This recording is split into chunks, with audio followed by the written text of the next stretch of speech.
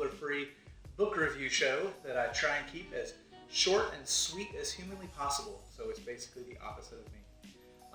And so today, the book I want to tell you about is The Historian by Elizabeth Kostova. I think I'm saying her name right. This book was all the rage years ago, and I know that because it's one of those books that I always find at every Goodwill, every thrift store, every peddler's mall, whatever. There's plenty of copies of it floating around out there. And if you happen to miss it back in the day because you just missed it or you're too young for it or something, this is a neat book.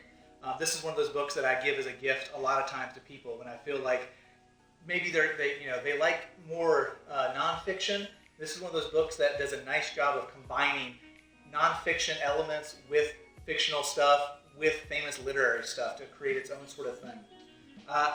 This is spoiler free, so I'm not going to tell you some of the big twists that are in this book, of course, because I want you to read it for yourself. I will just say, for characters, there's the main characters in this are all pretty interesting, pretty engaging, but they are more just sort of there to keep the story moving and to make you interested in seeing what's going to happen next, what's going to be revealed next. This is very much not a Dan Brown book, but like a Dan Brown book, the characters matter less than the plot itself, which usually is a bad thing in stories. But I do feel like in this story, the plot itself is what will really hook you and keep you interested and into it. And it does such a good job combining real historical stuff with fictional historical stuff that is real in context of the book. I don't know if that makes sense. Like I said, I don't want to say too much because there's so many things that are spoilers here. So, nothing else about characters to get into. As far as the themes go for this book, I'm trying to think of how to describe the themes without also spoiling stuff. I would say basically one of the big themes here is that old Latin expression, about know thyself, or is it Greek?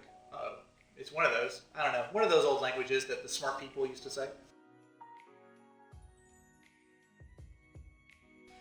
So know thyself. That's the important thing. And because our characters are trying to discover themselves, that has some really bad repercussions once they find out. It's one of those things where I guess a theme might be, is it still important to know the truth if the truth can destroy you? I would say that would probably be a pretty good theme for that. Can't talk about any other themes, that's too spoily. As far as the writing style goes, it's good. It has really nice descriptions.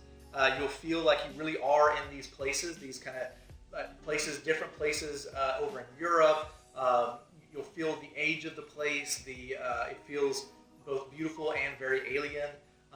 The descriptions of kind of the situations will help set the mood for the emotions. So I do enjoy her writing style as far as that goes. So this is one of those books where if you like historical fiction, you'll like this. If you like kind of mystery-ish books, not super hardcore mysteries, but just basic mysteries, you'll probably like this. Even if you like nonfiction mostly, you still might enjoy this because it has so many nonfiction elements. And anything else? Yeah, I can't even tell you the other genres it is because it gives stuff away.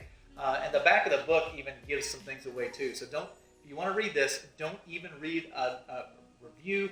Don't read the blurbs in the back of the book. Just start reading it, and I bet you'll get hooked, and I bet you'll really enjoy it. So this book, definitely recommended for just about everybody. It's such a fun book to read.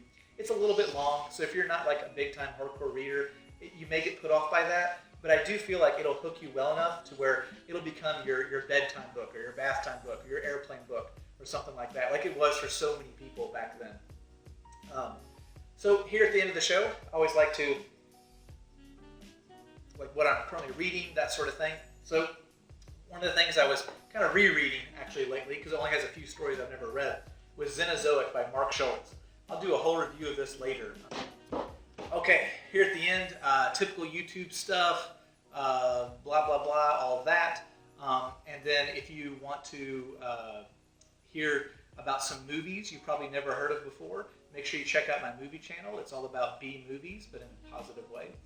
If you'd like to, this travel stuff, like in this book, sounds interesting to you, I've been to some of the places that are in this book, partly because of this book over in Europe. And so I have a whole travel channel where I put up travel videos and stuff like that. The schedule I put stuff on those other channels is whatever. I don't know. They take more work than this, so it's just whenever I feel like working on it. it. I do have a full-time job and kind of another part-time job too, so I got a lot to do. Anyway, hope you enjoyed hearing about this book a little bit, and I'm glad I didn't waste too much of your time. And hopefully everybody out there is being safe and feeling okay. And remember, if you're feeling lonely or anything, a book is a great companion. Those of us that are lifelong readers, we all know that books are some of your best friends. They will always be there for you. The characters are always there to share their adventures with you. The authors are always there to share their little witticisms with you to make you laugh or cry or whatever. So make sure you're still reading, you all. And anyway, take care. I'll see you again for another review. So long.